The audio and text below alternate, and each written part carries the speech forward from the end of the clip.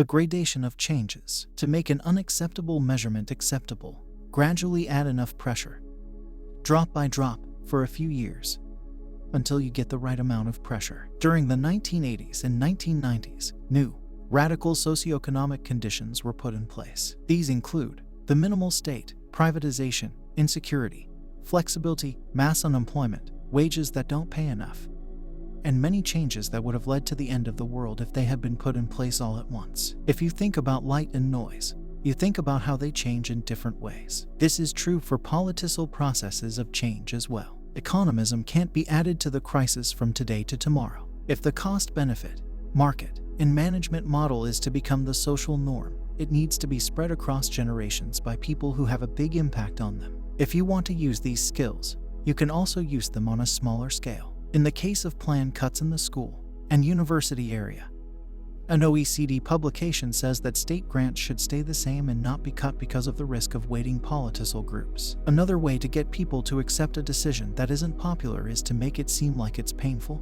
and necessary. This way, you can get people to accept the decision over public acceptance at the time. It's easier to accept a future sacrifice than a present sacrifice, but it's not easy to accept both. First of all, because the measurement isn't used right away. Second, because the public, the masses, always think that everything will be better tomorrow and that the sacrifice required can be avoided.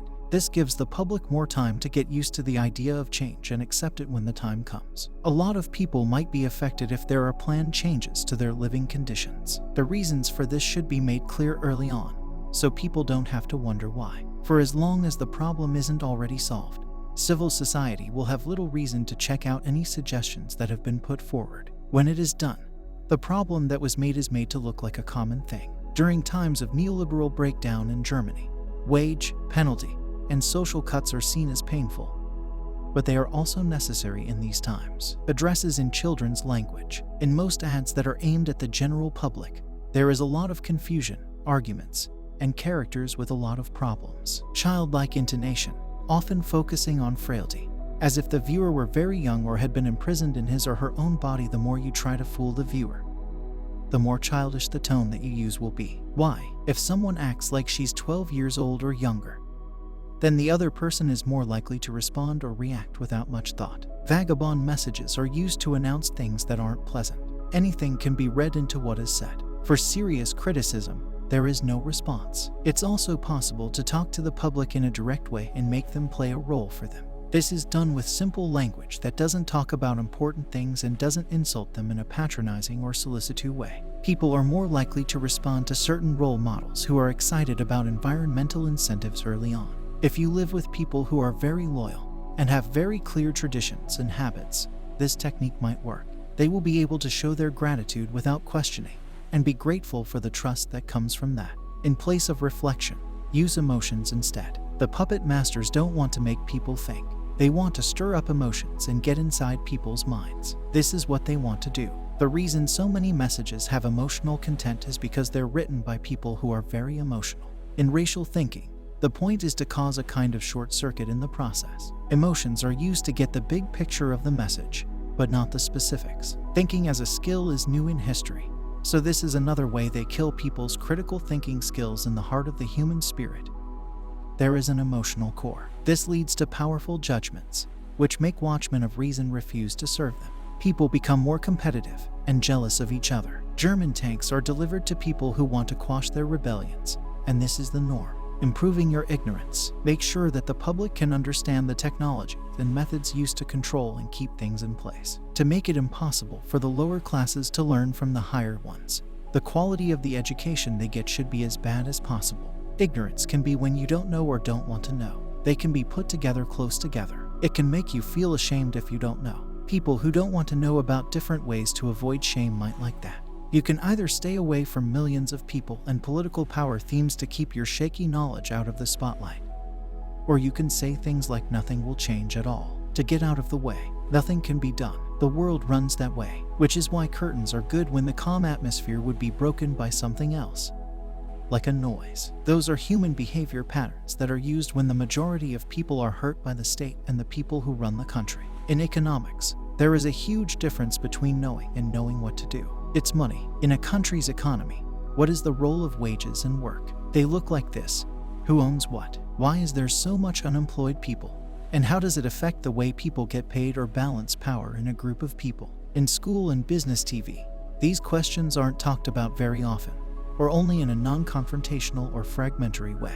But the ideas that go with them always work to justify big changes in the macro-social range. That costs jobs. It's not worth it for us to keep paying for this social state any longer. We need structural changes. There are also words like competitiveness must be raised. In this case, if you want to be able to communicate with people, you'll need to know what they're talking about. At least if you want to be able to communicate with people.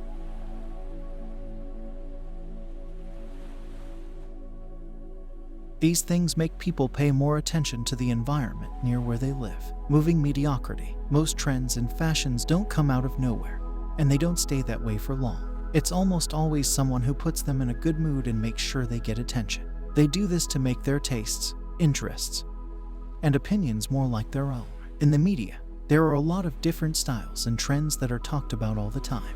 There are a lot of them that have to do with frivolous, unneeded, or even weird lifestyles. People think this is what's in style. They make it seem like it is. Working, eating, taking advantage of many entertainment options, and being honest in small things are all part of a standardized way of life. People accept the standardized reality and give it to their friends. A bad conscience will make irritants feel bad, make the person think that he or she is the cause of their own bad luck, and make them doubt their intelligence, their abilities, or their efforts, so they don't believe them. As a result, people don't fight back against the economic system. Instead, they lower their own value and blame themselves, which leads to a depressed state that stops people from acting. Without action, there is not a revolution. Stefan Hessel, a well-known human rights activist and co-author of the Declaration of Human Rights, wrote a little book. In it, he asked, "Be outside." He said that the discriminatory, antisocial, and power-concentrated conditions of our time are putting civil liberties at risk.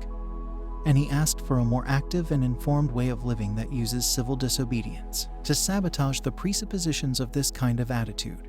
People must be given a bad conscience when they think about how the functional elites would see them. They are told that they aren't good enough, or that human nature is bad. The person is selfish, greedy, and lazy. Who doesn't believe that is a good person? This implicit message can be heard in the variety of TV entertainment, such as slogans like "We have lived beyond our means," or in the destruction and punishment of life environments that were created through the social system, which was led by a public rabble rousing against the socially disadvantaged. This implicit message can be heard in the variety of TV entertainment. People are demoralized by the atmosphere here because it makes them want to avoid people who are bound to the social state instead of directing this aversion at the real causes of the people who are hurting. People are called to a bad conscience and told they need to stay in their own little world so they can be reliable and ready to achieve, knowing more about people than they do themselves. We have been able to learn so much about human biology and psychology thanks to science over the last few decades, but most people don't have this information. One tiny piece of information is ever made public. During this time, the elves have all this information and use it as they please. Once again, we can see how ignorance makes it easier for the people who have power to control the world. They want to make the world what the most powerful people want. They stop everyone from being able to think critically and be free. But it's up to us to stop letting them control us. Why do we have to fight? Knowledge is power. So those who have a lot of money and resources do nothing to stop this. Tanks are an example of a business that gets millions of dollars from powerful capital interests and produces a lot of important knowledge through studies that are tailored for business elites and decision makers. If one thinks of the world as a cause and effect network, where there are a wide variety of causes and effects that are bound together on the most different planes, big data and data mining make it possible for institutions with a lot of resources to produce a fantastic level of involvement knowledge on the social plane. Because of this, they make their soft manipulation available to the whole population so that they can be immunized against the virus. Hypnosis. Self-hypnosis is in Chapter 5. It can be hard to get rid of habits and calm down in today's ever-changing world, so we sometimes need someone to help us. We can use traditional methods like doctors, government agencies, and over-the-counter medicine to get the help that we need. We can talk to therapists and psychologists. We can even go it alone. There are times when we need a little help that isn't inside the box. This is when we need a little extra help. Self-hypnosis is something you should think about at this point in time. When other methods have let us down, This one can help us get back on our feet. Self-hypnosis is a type of hypnosis. It just takes the place of a hypnotherapist or someone else who is qualified to work with the client. He or she is also the client. As with hypnosis, self-hypnosis is a way to learn more about yourself and be more aware. If anyone can reach the mind of someone else, it is called a way. Make sure you do this carefully with the goal of changing the current path of thought held by the subconscious so you can think more freely. In this way, you start to lay the groundwork for change. The reason for self-hypnosis varies based on what each person needs, so the reason for it changes. If you want to get down into your own or someone else's subconscious, this technique is the best way to do it. In this way, you can slow down and think about what you want to achieve. Self-hypnosis can be used for many different things, like when you want to stop smoking, you need to stop. To help someone with a diet, the goal is for you to have a better overall sense of yourself. To help you get over any fears. To stop things like procrastination, you should do your best to do your best. To help you deal with phobias. To help you get better at remembering things. In this case, we are going to use hypnosis. Stage hypnotherapy is not stage hypnotherapy. Stage hypnosis, on the other hand, is the use of hypnosis for entertainment.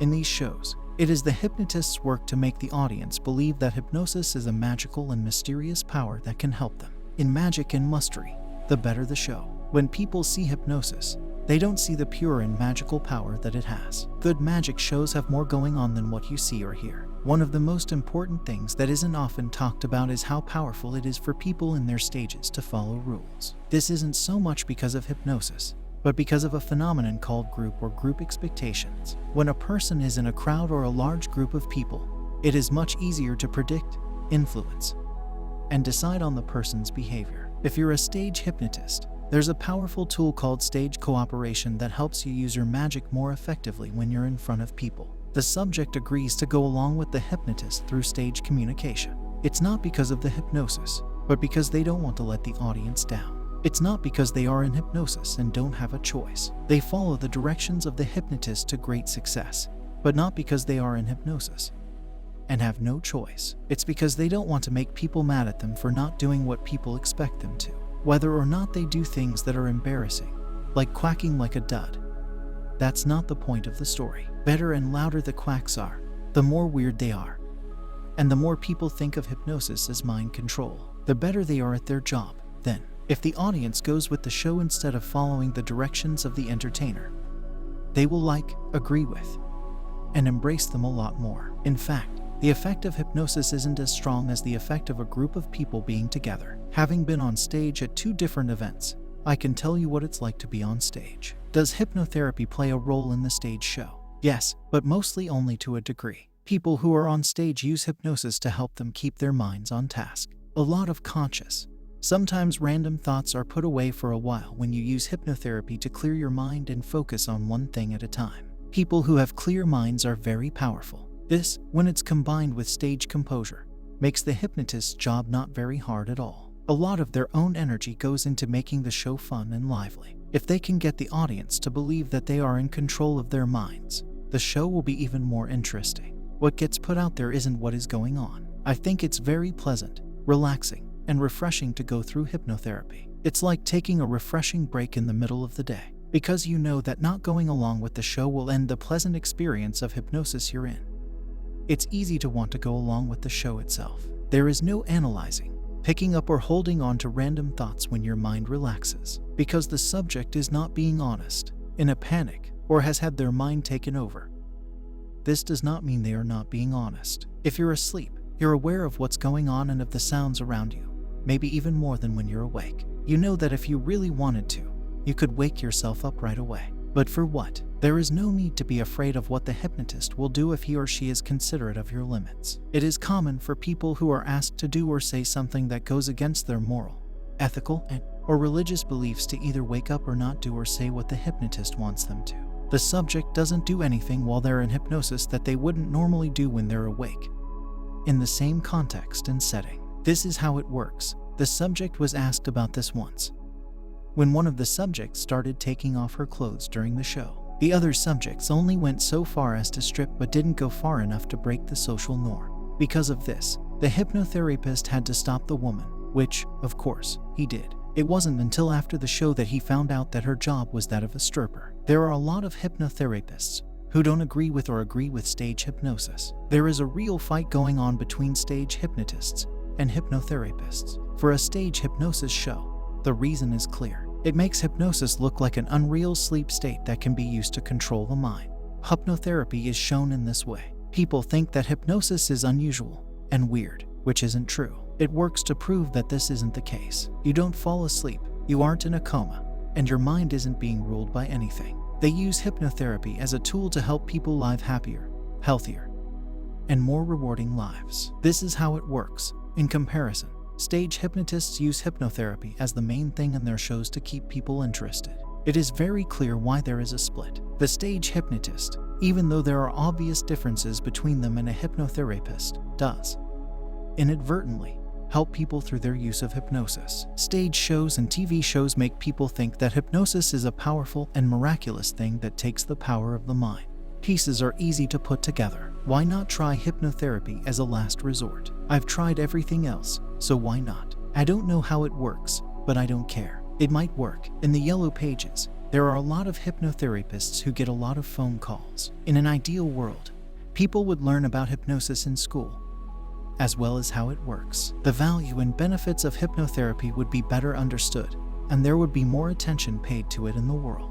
However, that isn't the world we live in today. Hypnotherapists have their work cut out for them when they need to teach the public about hypnosis. The goal of the profession should be to help people get better at their jobs for a long time. Because this is the case, this hypnotherapist thinks that hypnotherapists don't teach the public enough. They don't teach you much about hypnotherapy if they were written by hypnotherapists. I think that a lot of hypnotherapists like to keep hypnotherapy magical and mystifying because this quality, unquestionably, can help their clients. To say that stage hypnosis is bad right now is a little early. You can reach thousands of people who come to your show by being on stage. The hypnotherapists on stage are told to think about how powerful they are and how that can be used to teach and tell people about the benefits of hypnosis and hypnotherapy, which can help them. We've had a great time here tonight, they might say at the end of the show. It's only a small glimpse of what a focused mind can do, but I want you to know that, aside from entertaining people,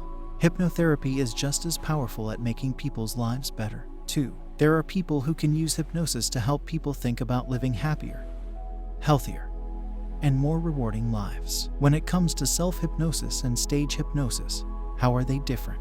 Some people think that hypnosis and self-hypnosis are good ways to help people.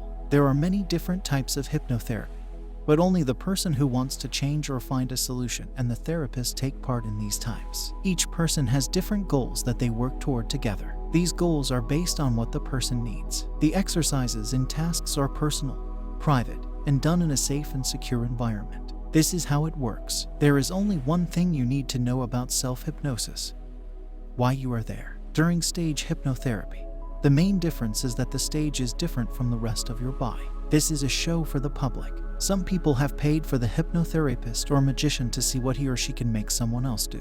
They aren't there to achieve any personal goals, except maybe for their few minutes of fame.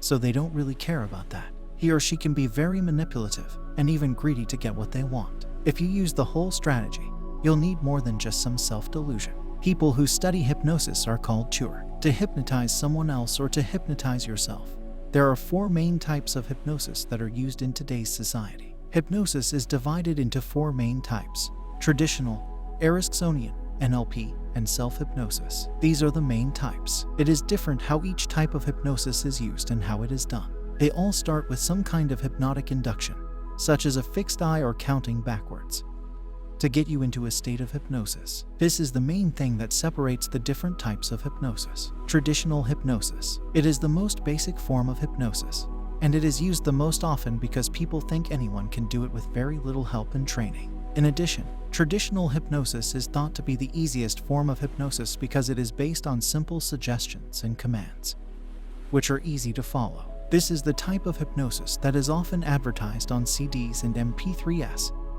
as well as on hypnosis tapes. Whenever someone is in a hypnosis state, traditional hypnosis methods connect with the subconscious and use direct suggestions and commands to change a person's behavior and thoughts. If you want to boost your self-confidence, you might want to follow some of these commands. You might also want to give up a bad habit like drinking or smoking. There are some who think traditional hypnotherapy isn't very good for people who think critically and analytically. People who have a conscious mind are more likely to get into trouble with how suggestions and commands are processed, criticizing them and not letting the subconscious fully absorb them. It's also the foundation for stage hypnosis, which is very popular in today's culture, especially with partygoers and comedy club goers, as well as other people. People in Ericksonian hypnosis, he came up with the principles of Ericksonian hypnosis, and it is based on them. This type of hypnosis is great for people who are skeptical of hypnosis because it uses metaphors instead of just direct suggestion.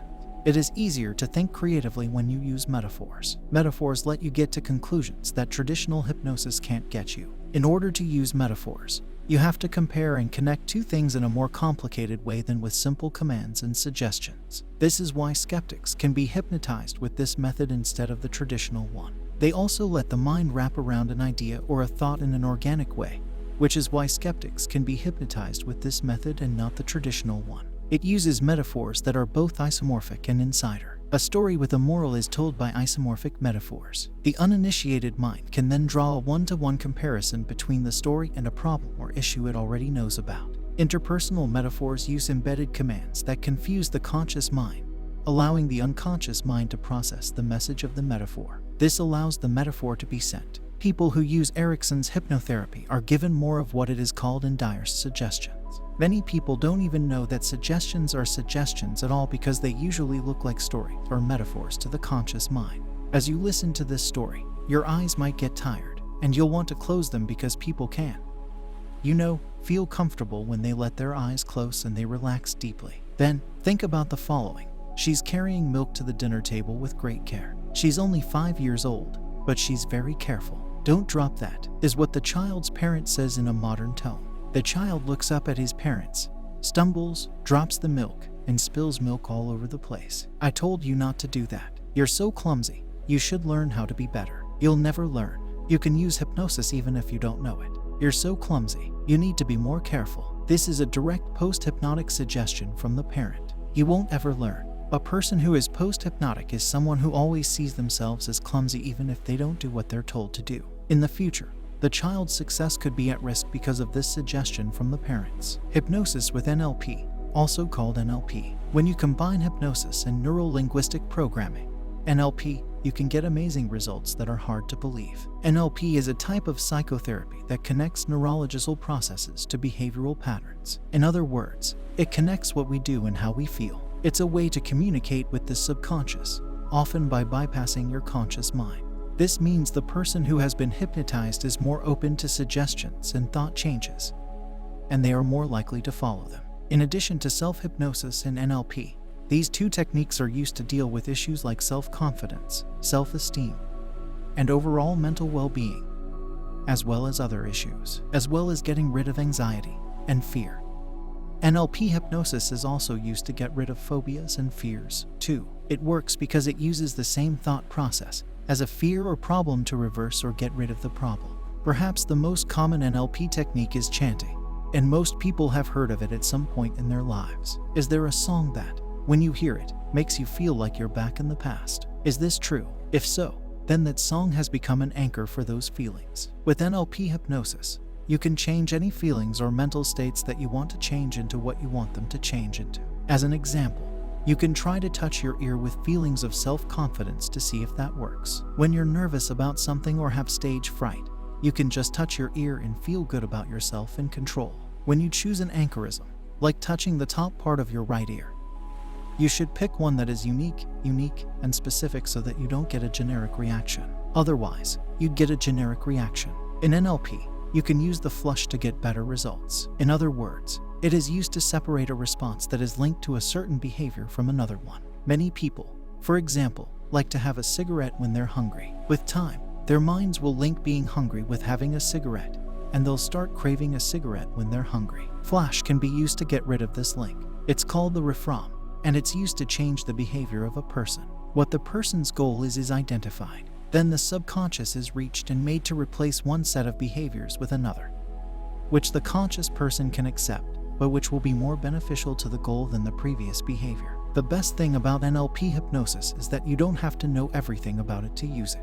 Even if you only understand one thing or technique about NLP hypnotherapy, you can still use it to improve your life. People say to start with anchoring. It's the easiest way to learn. Hypnotherapy with NLP techniques is thought to work best when the techniques are used together or separately. This is because the techniques work best when used together. Self-hypnosis. If you want to get into a deep state of relaxation, you can do self-hypnosis. You can use any one of the types of hypnotherapy that have been talked about to do this. Allows the mind to relax and get into a hypnotic state on its own, without the help of a hypnotherapist or hypnotherapist. You can make suggestions and commands on your own, or they can be made by a CD or MP3 that is guiding you through the hypnotherapy. Many people now prefer to do their own hypnosis instead of having a guide do it for them. This is because they don't trust anyone else with their fragile and powerful subconscious mind.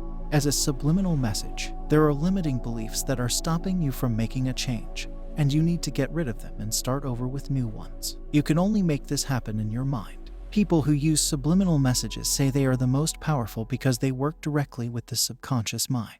They are easy, effective, and friendly. There has been a lot of research into subliminal messages, and they have been proven to be the best way to make changes that are already there. Anybody can use this method. It is very popular and the most studied. In the past, the elite used a little-known method to send subliminal messages. Millions of people now do the same thing, though. Play subliminal messages while you're getting ready to go to sleep. Subliminal messages that you hear while you sleep can help you make great changes and stay with them for a long time. 2. To make the most of your 6-8 hours of sleep time, you only need to put in a little effort. By exposing your hair to subliminal messages, it is easy to spend a third of your day improving the problems you're dealing with and changing your subconscious mind to get rid of negative thought habits. Subliminal messages will push you further than ever before. They will help you achieve your goals. You can do the same thing that the most successful people do. The more you read the news online, the more confident you will become. You can learn how to make new friends quickly while looking up recipes for your favorite food. When you check your email box,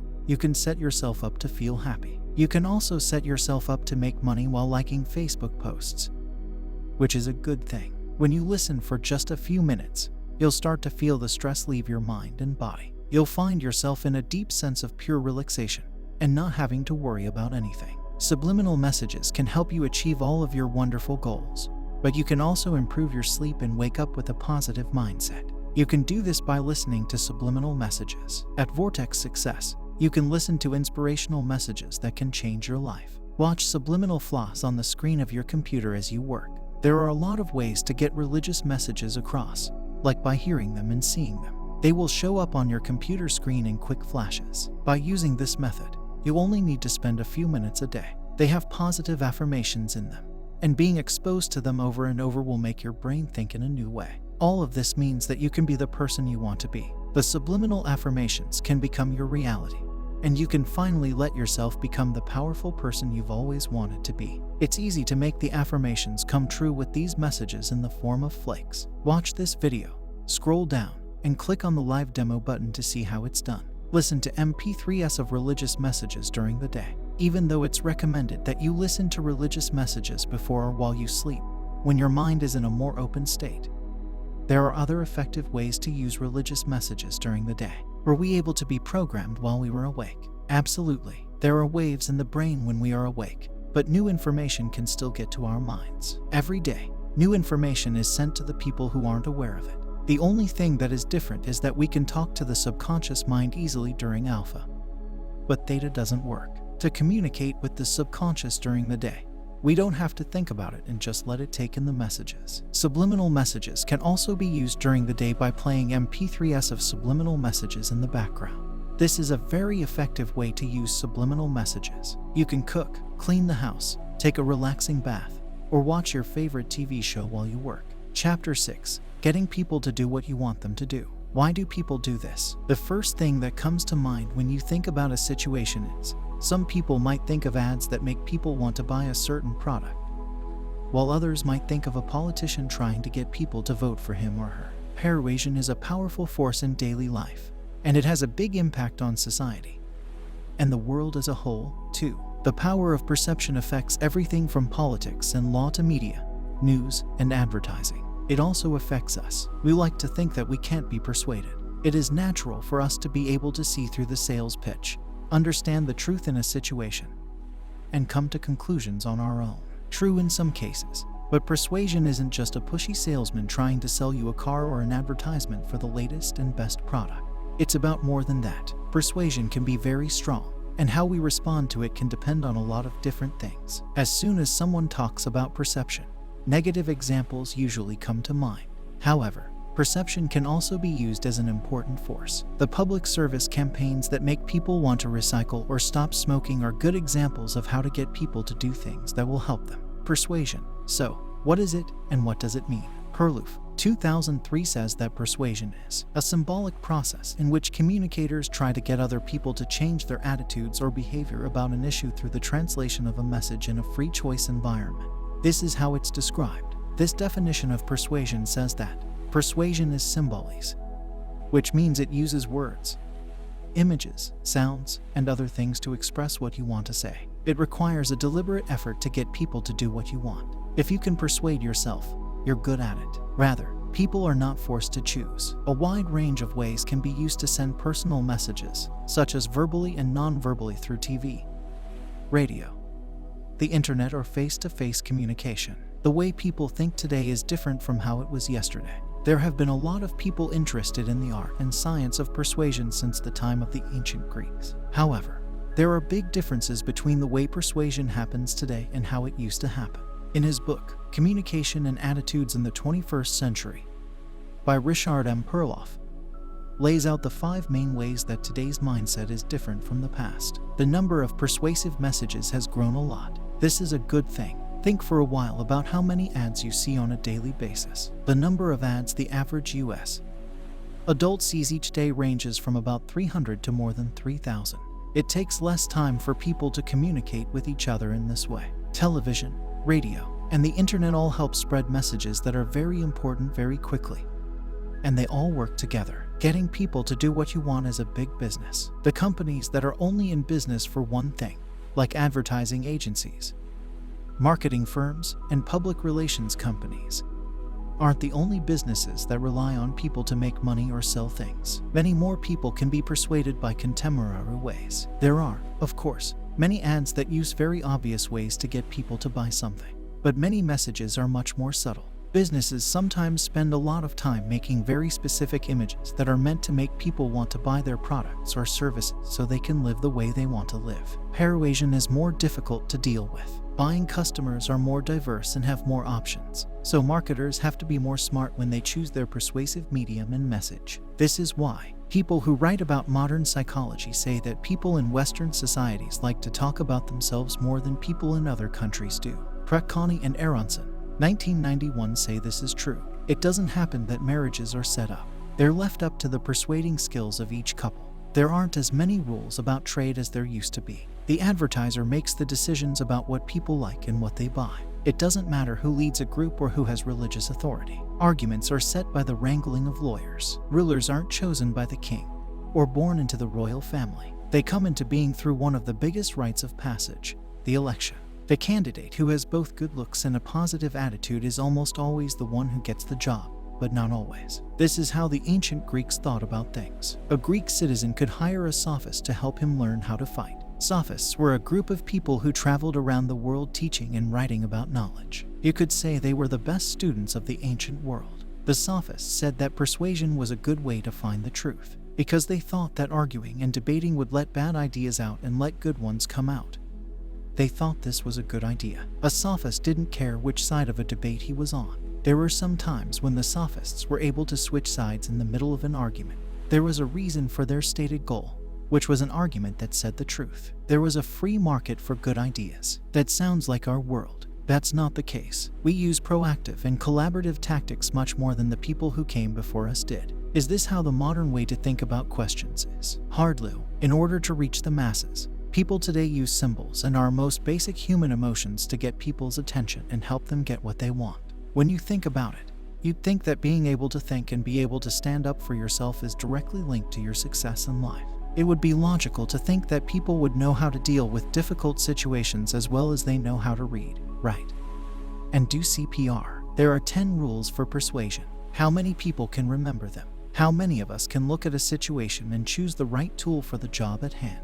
How many of us even know how many times a day we are influenced by someone else? Check your medicine cabinet, pantry, or garage. Each trophy you see is from a different company that won over their rivals, and each one shows how well they did. Somehow, or maybe for no reason at all, they got you to trade your hard-earned money for their goods. How did they do that? Then, take no chances. There are a lot of influence groups that work in our society. They get you to think and do things that they want you to think and do. Most people don't know about these influences, or when they do, they think they have a lot more freedom than they do. If you can manage the situation and choose the right technique, your response to his method will be as reliable as the sound of a mouse trap. People use different ways to find out about things. It is the ultimate goal of persuasion to get the target group to adopt the new attitude as a part of their own core belief system.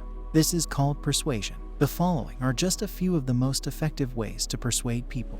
Other ways to teach people are to use rewards, punishments, positive or negative experiences, and many more. Make a need. One way to start a conversation is to make up a need or make a need that was already there seem better. They look at the person's basic needs for shelter, love, and self-esteem. They also look at the person's ability to be who they are. If you want to sell your products, you can often use this method. Advertisements often say that people need to buy a certain product to be happy, safe, loved, or praised. Take into account the needs of other people. The need to be popular, prestigious, or even just like other people is another very effective way to get people to listen. Several examples of this type of situation can be found in TV commercials, where viewers are encouraged to buy things so they can look and act like everyone else or be like a well-known person. TV ads are a big source of exposure to persuasion. Taking into account that the average American watches between 1,500 and 2,000 hours of TV each year. This is a lot of time. People also often use loaded words and images when they talk. Advertisers know that positive words have a lot of power, which is why they use phrases like new and improved or all natural so often. Get your feet in the door. Another way to get people to do what you want them to do is called the foot in the door technique.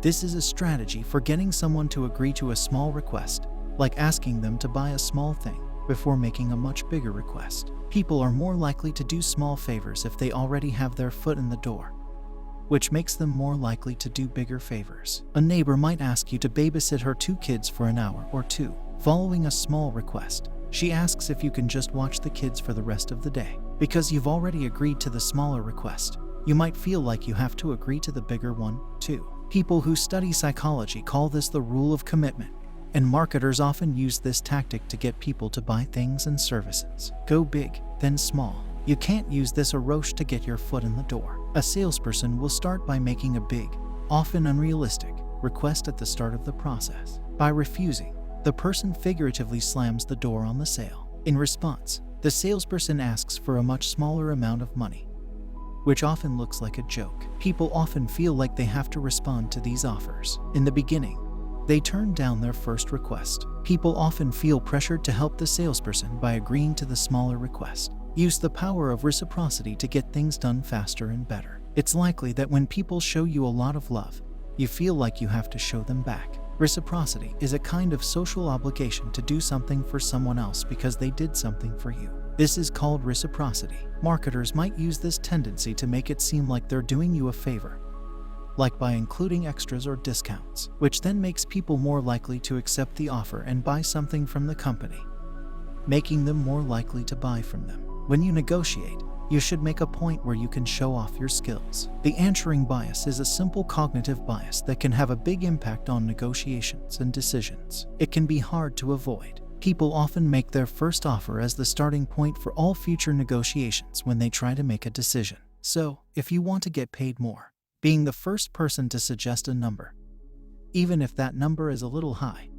can help you get what you want in the future. That first number will be the start. Even though you might not get that much money, starting high might get you a better deal from your boss. Your availability is. PD's a psychologist. He is known for the 6 principles of influence that he first explained in his best-selling 1984 book. There is a lot to know about the psychology of persuasion. Some people call this scarcity, which means not having enough of something. Cialdini says that when things are scarce or limited, they become more interesting. The last one or the sale will be over soon make people more likely to buy something. An artist, for example, might only make a few copies of a single piece of art. There are only a few pieces for sale. People might be more likely to buy them now, before they leave. Look for persuasive mishmash all the time. People who study social psychology have talked about a lot of different ways to get people to do what they want. These are just a few of them. People use persuasion all the time, so look for examples in your own daily life. Interesting. To watch half an hour of TV and write down every time there is a persuasive advertisement. This is a good idea. The number of specific techniques used in such a short amount of time might surprise you. Chapter 7. Lies. A lie is a trick. Deception is the act of making someone believe something that isn't true. It can be big or small, cruel or kind. With different studies, it's been found the average person lies 3 or 4 times every single day. This is true even for the most honest people. Some of these lies are big, like "I've never cheated on you," but more often, they are little white lies like "that looks fine," which are used to avoid unpleasant situations or to make someone else feel better. Desertion isn't always a risky move. There are also the lies people tell themselves, for reasons that range from healthy self-esteem to serious delusions that are out of their control. Lie to yourself is usually thought to be bad, but some experts say that there are some types of self-deception that can be good for your health. For example, believing that you can achieve a difficult goal even though there is no evidence to the contrary can be good for your health. It has taken researchers a long time to find ways to tell when someone is lying, but they haven't found them yet. It has been a long time since the polygraph test was first used. People with certain mental disorders, like antisocial personality disorder, can't be accurately measured by polygraphs or other commonly used methods. Does life need people? Psychologists think that, in some cases, telling the whole truth may back you up. People lie more than you might think. In a study that was done by Dr. Bella, he found that people lie an average of 2 times a day. 1 out of 3 people you talk to one-on-one tells you a lie over the course of a week. We've made a world where telling the truth doesn't always get you ahead. A study found that people often lie for others' benefit, which makes it easier for people to get along with each other. DiPaolo found that it's quite common for people to lie for no other reason than to make others feel comfortable. Men were found to lie more often in order to improve their own reputations. Women do this far more often than men. When 2 women talk to each other, they talk about themselves 8 times as much as they talk about anything else. This is true. These little white lies help even people who are told they're not worth very much money. An article about consumer research that was published in April 2012 said that people who were lied to got more kindness and generosity. In fact, many of us feel bad enough about the way we act in the future because we know we are lying. It's easy for us to mislead each other, and lies are becoming more common. This makes dishonesty a part of our society that can't be ignored and won't be going away anytime soon. Do most people tell lies to succeed? However, people don't seem to be motivated by personal gain when they tell lies. Repeated lies can come back to haunt you in both your professional and personal lives, though. In fact, evidence shows that we lie more for others and for the sake of everyone getting together, not to get ahead. There is no one who likes being cheated on, and when public figures are caught in a lie, it can be a big deal. Many people think they are honest and try to avoid people who are more comfortable with lying. The truth is that everyone lies for a variety of reasons. They say that a certain amount of acceptance might be needed to keep a healthy, working society. This is what some people say. The formal study of deception was once the job of ethicists and theoreticians. Recently, psychologists have turned their attention to why people lie and the conditions that make them more likely to do so. Instead, case study. Are meat eaters more selfish than vegetarians? No, they don't. We feel smarter when people close to us win awards. Theds and other intriguing questions have been resentluedredsd who the redzeersch of our prominent Dutch sociologist Diederik Stapel. Stapel got his PhD with honors in 1997. In just 15 years, he had published more than 130 scientific papers, won a career award from the Society of Experimental Social Psychology, and become dean of the department at his university. There was only one problem with his research in 2011. He was making up the data. Investigating his university, they have found that he made the data for no more than 55 of his paper. There are a lot of well-known science journals, like Science, that have had to make important changes because of this. Stapel has dezins Rublazalu apologized to his colleagues and DZ students. He also wrote a memoir called Derailed, in which he talked about how he got caught up in scientific dishonesty. Fellow RD sociologists have characterized it as islets and revealing especially its unexpectedly beautiful final chapter. Though they also note that it is rife with plagiarized lines from the writings of Raman Carver and James Joyce. How did Desush, an internationally recognized psychologist, a man whose work was featured in the New York Times and Time, become entangled in such a web of deception? Most of us would like to think that the appearance of desertion in a scientific field like psychology is a mistake, and that the work of a rogue researcher on the fringes of the field is to blame. Even so, the real roots of the problem are deep and spread out all over the world. To solve the problem, you need to learn about contemporary psychology. If you want to know the truth, you have to deceive people. Many psychologists think that this is a good thing. Think about the following account. Beth is a sophomore psychology major at a large urban research university. She wants to learn more about how people think. Because she had to take an introductory psychology class, she agreed to be the subject of a study that looked at the difference between communication that happens online and in person. She was taken to a small cubicle by 2 graduate students who were dressed in white lab coats. There, she read a short article about the history of medicine and talked about it with another student. She was surprised when her friend said that she didn't believe that an African-American researcher would be able to meet her goals. She quickly brushed off the comment and finished her assignment, though. After that, a 3rd graduate student took her to a different room and told her that this was, in fact, a study on modern racism. Afterwards, Beth thought about how other graduate students often made derogatory remarks about another student, who was also an African-American person. It was her job to give her some paperwork to read about the study's procedures and goals, then send the graduate student off to do her own thing. Beth felt regret and disappointment when she thought back on her own experiences, because she was born. If you use your own beliefs to look for the truth, you're going to have a lot of trouble. Yet desertion has played a big part in psychology research for more than a century now. When someone joins a research study, they aren't always clear on what the study is for, who the subjects are, or how to find out what they are. In some cases, people aren't even told that they're taking part in a study. What happened in psychological research? Where does it stand now? And what are the problems with its use? A lot of different rates can be offered for people to accept. You can see it all around you in fields like advertising and politics, so it's important to be aware of it. A lot of people say that psychological researchers should not be held to a high standard. Argument number 2. Subjects aren't harmed in the real sense of the word. In this case, no one is being asked to give blood or cut off a part of their body under false pretenses. If you don't have acceptance, it's hard to do a lot of research. The same way that physical therapists check a patient's breathing rate without calling attention to their breathing, psychologists need to keep an eye on behavior when their subjects aren't paying attention.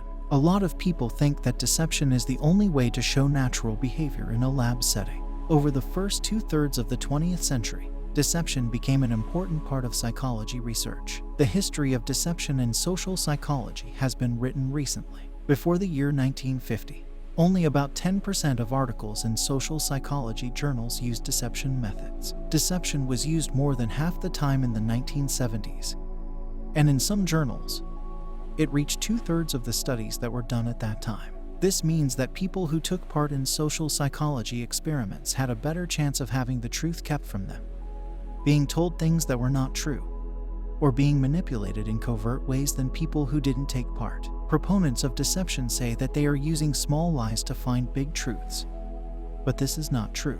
There are many subjects who don't object to the practice, and there are well-written ethical arguments for it that are easy to find right away.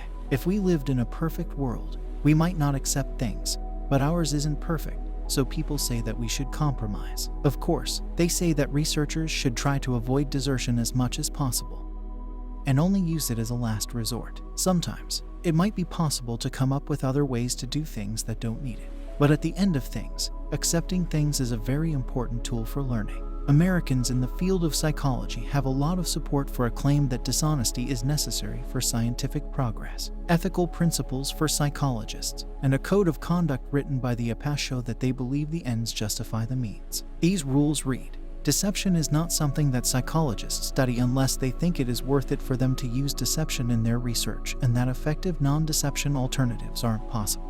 The APA code clearly states that it is against using deception in research that is likely to cause physical pain or severe emotional distress, which is what the code says. There seems to be a strong connection between acceptance and not being hurtful or objectionable on its own. There are about 90,000 people in the US who study psychology, which is the second most popular major. A lot of people who take introductory psychology classes don't have very strict rules about accepting people. In order to get a good grade in a psychology class, students are often asked to serve as subjects in a number of different studies, just like the one above. In the beginning, many students don't know that they could be given to them by researchers, teachers, and other students. This is what they learn about as the course goes on. Many famous psychological experiences of the 20th century were built on lies of one kind or another. A lot of students may think that accepting is a good way to learn. Manipulators have many different faces, and they may use many different ways to get things done in the same way. When a person makes a promise and then later breaks it, you start to question your own sense of what is going on. When you try to make them aware of their promise, they make you feel guilty. It's possible for them to use a very good method and cry tears of sorrow, because you end up trusting them. You even wonder if you're hearing them right at times. It's not safe to trust smiling faces that look confident and powerful. Manipulative people always have a bias in favor of themselves, and they don't care about the feelings of the other person very much at all. They have a strong desire to find people who believe in them and make them feel even better than they already are. Steer clear when you can. When a person is in a different situation, their behavior may be different as well. As an example, a manipulator could say something rude to one person, then act very politely to another person the next time. When you see extremes like this in someone, it would be best to stay away from them. Don't talk to this person unless you really need to. To avoid being a victim of manipulation, this will do that for you. The first thing to look for is if a person acts with different faces in front of different people and in different situations. Some people who study psychology tend to dwell in extremes, being very polite to one person and very rude to another, or being very helpful one moment and very angry the next. This is a type of social differentiation that all of us know about. When you see this kind of behavior from someone on a regular basis, keep a healthy distance and don't get into a fight with them unless you absolutely have to. In the past, we talked about how complex and deep-seated the reasons for psychological manipulation by chronos are. Change or save them is not your job. In some cases, you can't break off a friendship completely, like if this person is a parent or a member of your extended family. Without a lot of harm or psychological damage, you can't go cold turkey. First, you need to fully understand this person for who they are and change your expectations of the relationship in light of that. There's a good chance that they were already someone who had validated you before, so you'll have to stop looking for them. If they were someone you got advice from, know that their advice isn't something you need in your life. This is a good thing to remember. Thank them if they keep giving it. Then just say thank you. Be as simple as you can when setting these boundaries, and don't tell anyone else that you're setting them. Making this change on your own will take some energy, and when you work with someone else in the process, they'll need to be handled as well. When you know that this will drain your energy, set a time limit for how long you spend with this person. You should cut the number of times you go out with your controlling mother-in-law down to once a month. Then, plan something else for later that day so that your hangout has a set time. Call them out on how they act. Manipulators are always hard to understand, but cover-up manipulators are the worst of all. It'll be cool as a cucumber, but they'll also be rigid and unbending. When you start to see their flaws in their logic, you might start to get annoyed at them, which is bad. A lot of people get angry when they keep fighting with you. It will be hard for you not to raise your voice a little bit. Because they're calm, they'll try to take back control of the situation based on how calm they are. It's tempting to put yourself out there and try to get the other person to see what's going on. It's not going to happen with a real manipulator. The more time you give in to the temptation to defend yourself, the more they will keep twisting your words. It won't be long before you get caught in this distorted web of lies and false ideas. If you're in a situation with a true manipulator, your two main goals should be to discredit and leave, whether that means leaving the conversation or the friendship. Insults, arguments, getting angry, accusing someone else of manipulating you, or becoming too emotional are all things to avoid. When you speak, only say things that are truthful, objective, and peaceful when you do. It's important to be mature, patient, or self-aware when you deal with a person who is manipulative.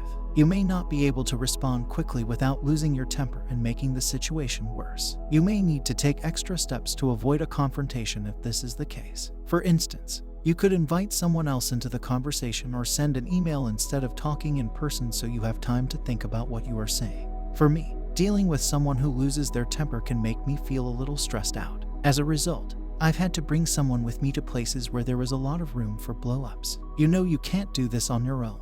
I would have been a lot more stressed out if I had refused to accept this about myself. I made the decision to act more tough than I was because I wanted to. Don't wish you were better at dealing with the situation than you are, because that's not how you are. Some people will point out your weak spots and try to make it look like the situation is easier for you than it is. Do not compare your actions to someone else's actions. It doesn't matter what you do. They do and say that. Manipulative people are supposed to be left alone because they are bad people. This group of people flips-flops on things. They're slippy. They say they'll help but never show up, and they make you feel guilty all the time. Things you don't want in a person. When you deal with someone who is manipulative, the biggest mistake you can make is trying to fix them. It is easier to get into their trap when you correct them, so you get even more caught. Manipulative people will use things like frustration and confusion to get you to do something, so that they can figure out what makes you happy or sad. When they know what things make you angry, they'll use them to make you do things. To avoid them at all costs, you should do nothing. Remove them from your life. You should agree with what they say if you can't get rid of them right away.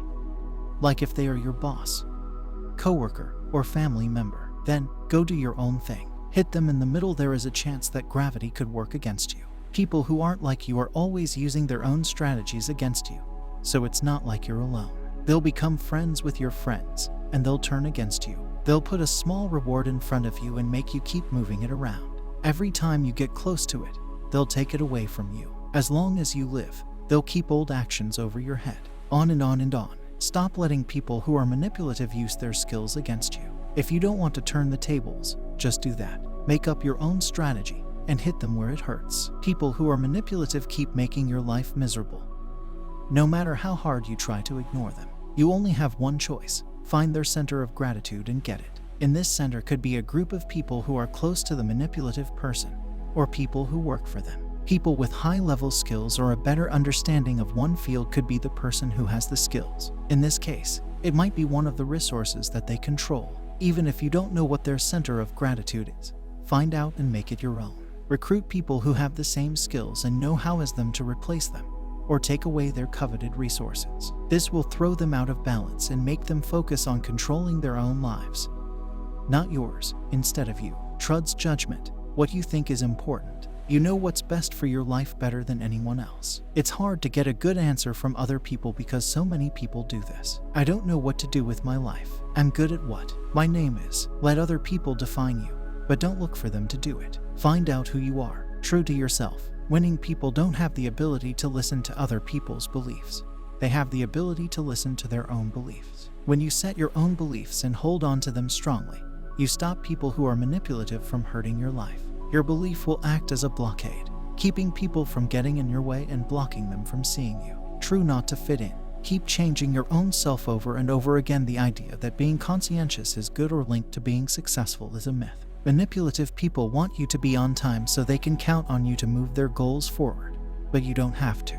They want you to show up every day at 9 a.m. and work for them for the minimum wage. They want you to get home on time, clean the house, and make them feel good about themselves. In general, the lines that make up a building are there for you. Prison is the same. Conscientiousness is how people keep you in a box by being nice to you. In this case, it's how they keep you in line. The only way to keep from being manipulated is to actively push against all the boundaries that other people try to set for you. It's time to stop trying to fit in with the rest of the people. Instead, try to be different. You should try to be different in every way you can. You should also never stay the same for too long. To grow personally, you have to be willing to give up some of your own time. It needs to be changed all the time. Stop congratulating each other all the time. Guilt is an emotion that doesn't have any value. Then, it's a very powerful tool. A lot of people will use guilt as a weapon against you. They'll make you feel bad about your past mistakes and small mistakes, or they'll make you feel bad about being proud and overconfident, which is bad. Anytime you spend feeling happy or safe, they'll use against you. People will say that no one should ever be too happy about themselves. Another weapon that manipulationists will use against you is a lack of faith. They'll try to make you feel like you're not good enough or worth enough. They want to knock you off balance and make you second-guess yourself, but that's not their only goal. People who manipulate things get more powerful in this state of not being sure of what is going on. They have more power, and they are twice as likely to get you to agree with your values, your goals, and yourself. The simple answer is to stop feeling guilty. Make sure you aren't worrying about yourself. You don't owe anyone anything when it comes to your own life. You deserve to be happy with yourself and to be proud of your achievements, and you should do that. If you want to have a strong sense of confidence and self-belief in what you're doing, then you need to work hard. Compromising on any of these things is not moral or smart. If you want to be your own boss, this is the way to do it. Never ask for permission when you want to do something, no matter what. It's easier to ask for forgiveness than to get permission, but it's not always possible.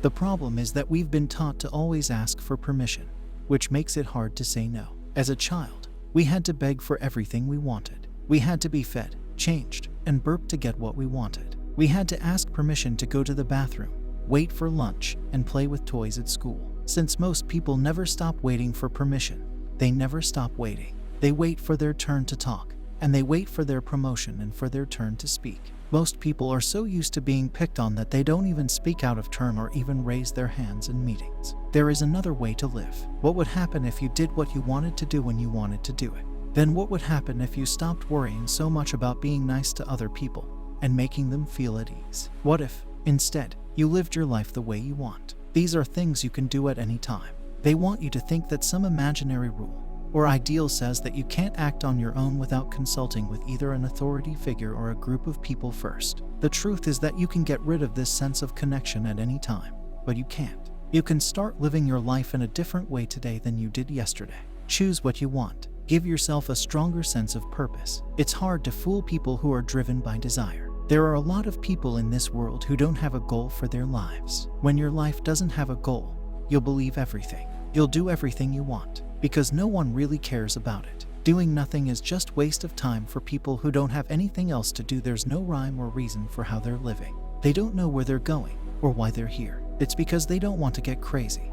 So they work at pointless jobs and fill their brains with celebrity gossip, reality TV, and other useless information.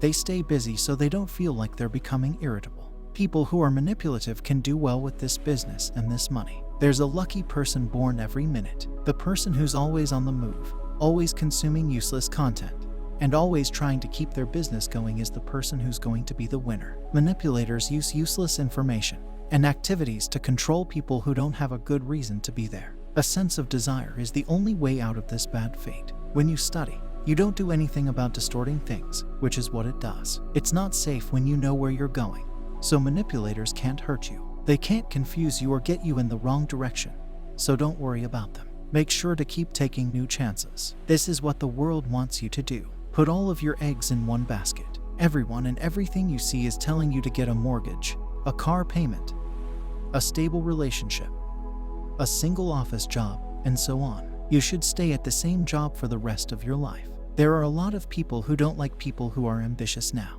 Being hungry is seen as a sign of weakness. Why can't you be excited about what you have? Why are you so nice when you say you want more? This is what people will ask you if you want more. Selfish. They will call you arrogant and proud. They will make you feel cold and weird, like you are a person and have a heart. The truth is that they don't want to move you. They want you to keep the same job and live in the same place for the rest of your life. They want you to keep relying on them and the things they control when looking for and making new opportunities.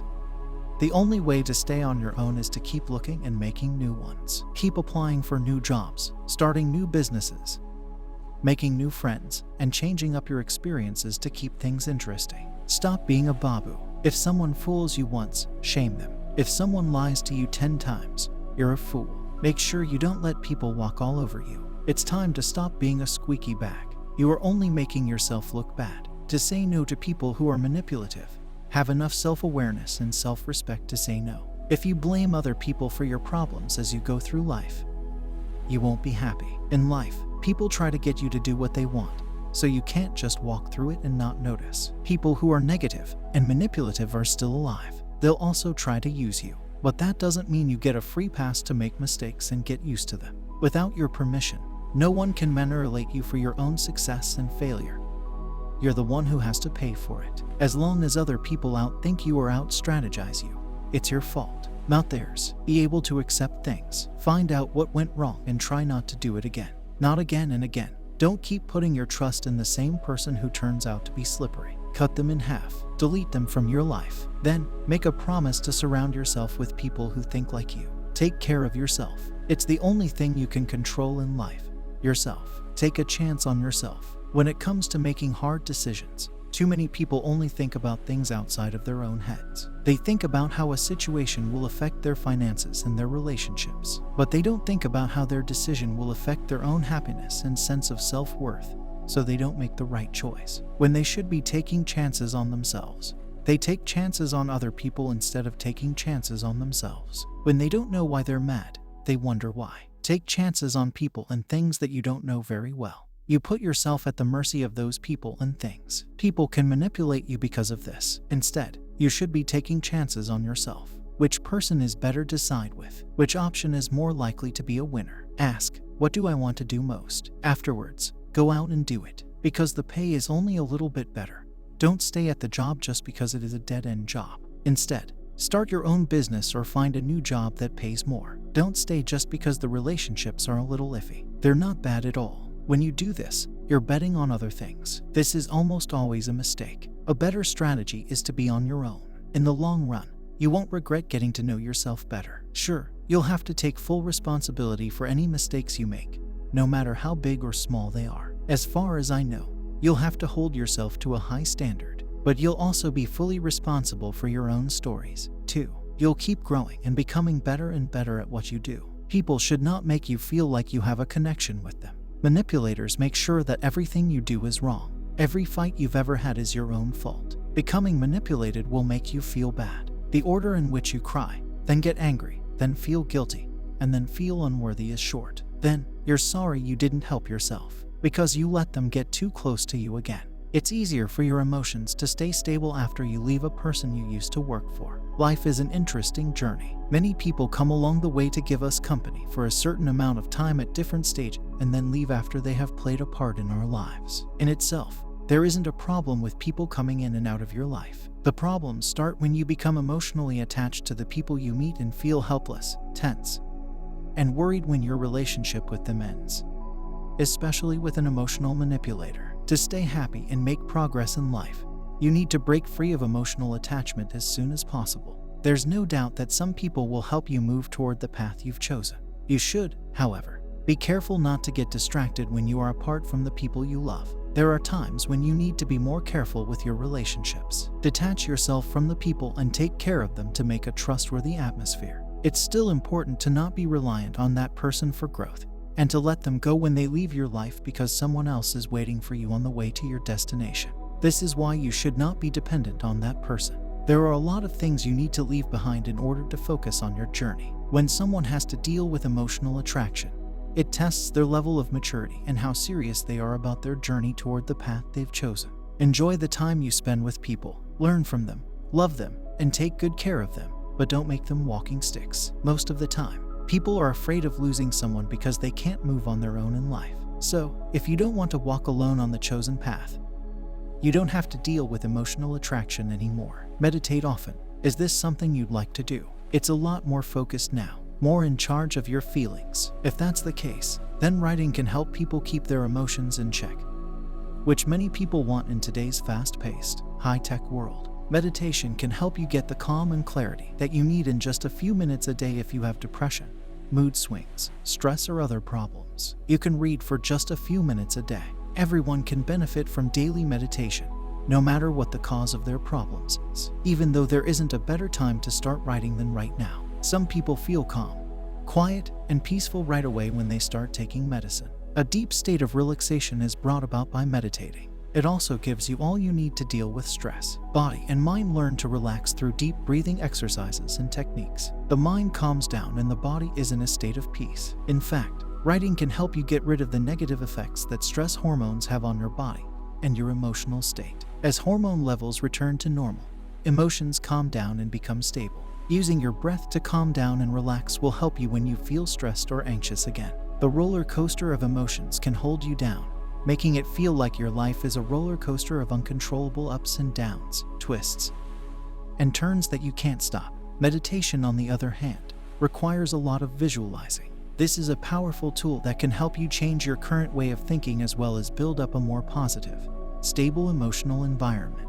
Meditation can help you build your self-esteem, get over past traumas, and feel more joy in the present moment, among other things. When you visualize while you're writing, You get the tools to deal with emotional upheaval by giving you stability. It can also help you figure out how to change for the future, so you can plan for the future. Your life will be changed from the inside out by writing. It can also help you deal with the emotional manipulators. Then, make them want to do what you did. I know how to be my best self. I can help them do the same thing. If you're having a hard time changing their behavior, work with a counselor to help you out. You might not be able to change their behavior on your own. It can be very hard, and you might not be able to. Having a counselor or therapist help him figure out what behaviors he needs to change and how to deal with the thoughts behind them is a good thing to do. They'll also help him learn new behaviors that are better for him to learn from them as well. Tell them that you're right. This starts by no longer reacting to their methods the way you used to do. There are times when you don't want to do something and say no. You can also say what you think even if the person doesn't like it.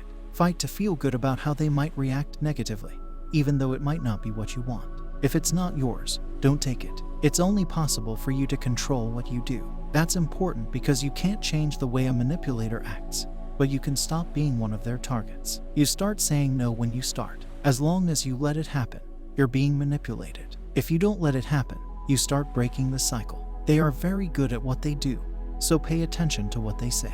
They are likely to say or do things that make you feel bad, because we are taking the first step toward breaking free from their influence.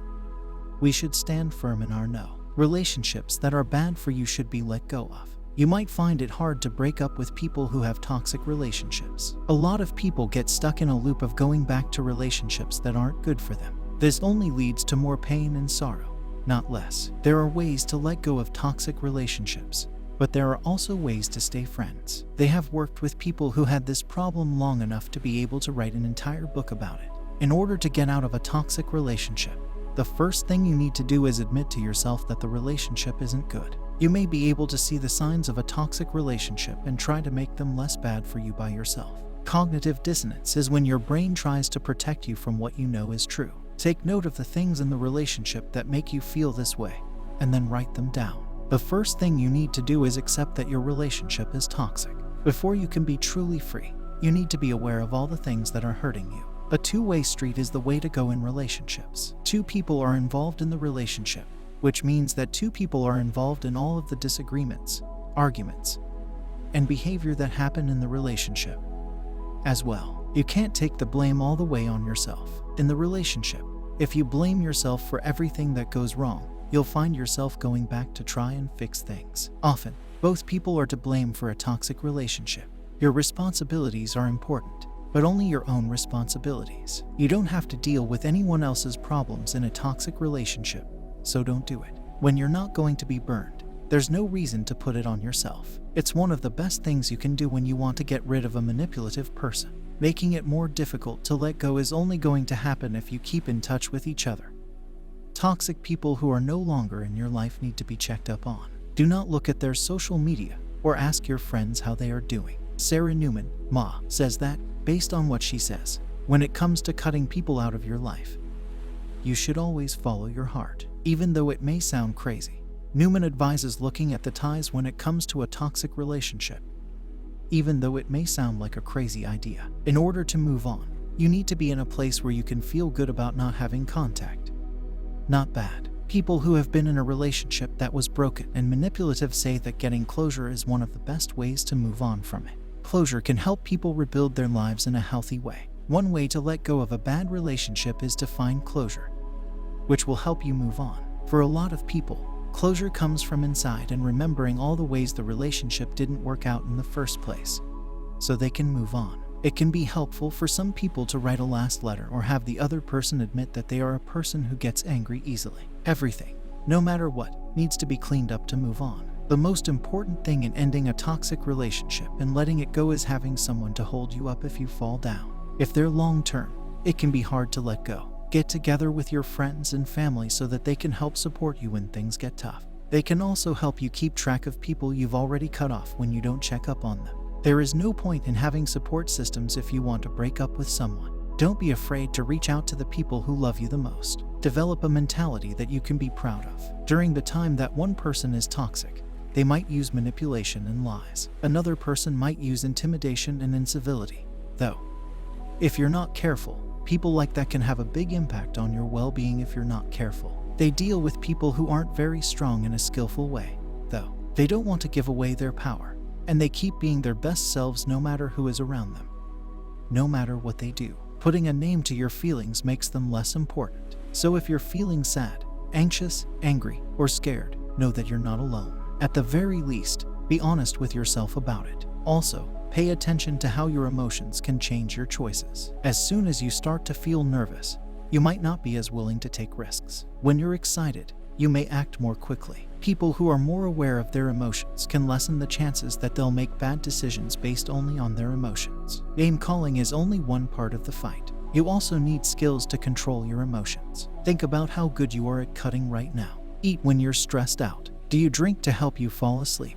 When you're angry, do you call your friends? When you're stressed, do you stay at home? In the short term, these common strategies might make you feel better, but in the long run, they will make you feel worse than before. Look for skills that will be good for you in the long run. Find what helps you deal with your emotions best. Keep in mind that what works for one person won't always work for you, so find what works for you. Take a look at different ways to cope with stress, like deep breathing and exercise. You can also read and spend time in nature to find out what works for you. There are a lot of things that happen in your life because of how you think.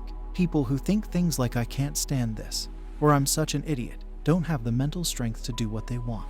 Pay attention to your thoughts. A lot of the time, you'll see the same things happen again and again. There is a chance that you talk yourself out of doing things that make you feel weird. There is a chance that you might convince yourself that you don't have any control over your life. Respond to thoughts that aren't productive or that make you angry with something more helpful. It's better to say, "This is my chance to shine, and I'm going to do my best." You can change the conversations you have with yourself to make your life better, which could be the most important thing you could do. The best way to train your brain to think in a different way is to change how you act, not how you think. Do hard things even when you think you can't. Keep going even when you think you can't. You'll show yourself that you're stronger than you thought. Also, make sure you have healthy daily habits. It's important to be grateful, exercise, get a lot of sleep, and eat healthy food so that your brain and body can be at their best. People who make you want to be your best should be found. Build a healthy lifestyle, and make sure your surroundings help you do that. As long as you keep your good habits and your bad ones together, they won't be very effective. Like eating donuts while you run on a treadmill. This is how it works. Pay attention to your bad habits that make you weak in the head. We all have them. You can stay stuck in life even if you feel bad about yourself or you don't like how other people are doing. It's important to spend time and energy replacing bad habits with healthy ones when you learn about them. To get out of the hamster wheel, you'll have to get out of the way. You can then move forward toward your goals. Building mental strength is just like building physical strength. It takes time and practice, just like it does for you to become physically strong. It's important to build mental muscle, but it's also important to feel your best and reach your best potential. Keep giving yourself positive self-talk during the day. If you're feeling down, make sure you talk to yourself in a positive way during the day. In our minds, each of us has a set of messages that play back and back again. An insider's dialogue, or personal comment, helps us think about how we respond to life and its events. One way to recognize, promote, and keep up optimism, hope, and joy is to talk to ourselves in a positive way all the time. Too often, the way we talk about ourselves is negative because our partner is so manipulative. We remember the bad things our parents, siblings, or teachers told us as kids. We remember the negative reactions other kids gave us that made us feel bad about ourselves less. As we've gone through the years, these messages have played over and over in our minds. They've made us feel angry, scared, guilty, and hopeless. One of the most important things that therapists do when they work with people who are depressed is to figure out who these messages are coming from and then work with them to overwrite them. A person who learned that he or she was worthless as a child is shown how truly unique he or she is. If a person learns to be afraid of bad things while growing up, we show her a better way to be excited about the future. Try the exercises below. Make a list of the negative messages that you think about when you think about your situation. These messages affect your ability to get through your situation. When you can, be very specific and include any people you remember who helped write that message. Now, take a moment to think about how those negative messages can be paired with positive truths in your own life. Give up if you can't find them quickly. Positive truths will always outweigh the weight of a bad message. If you keep looking, you'll find these truths. Keep going until you do. You may have a negative message that comes up in your head every time you make a mistake. As a child, You've been told, you'll never add up to anything or you can't do anything right when you make a mistake. You can choose to overwrite that message with a positive one, such as I choose to accept and grow from my mistake, or as I learn from my mistakes, I become a better person. We all make mistakes. You can replace negative views of who you are with positive ones that will help you grow as a person in this exercise. Positive self-talk isn't a form of lying to yourself. In this case, you don't look at things in your mind with eyes that only see what you want to. It's not about lying to yourself, but rather, positive self-talk is about realizing the truth, both in situations and in yourself. One of the most important things you can know is that you will make mistakes at some point. If you expect perfection from yourself or anyone else, you are being unrealistic. To think that there are no problems in life, no matter what you do or how things turn out, is also not real, and it isn't true. When bad things happen, positive self-talk tries to bring the positive out of the bad to help you do better, go further, or just keep moving forward. You can often find out about your own positive thoughts, hope, and joy by talking to yourself.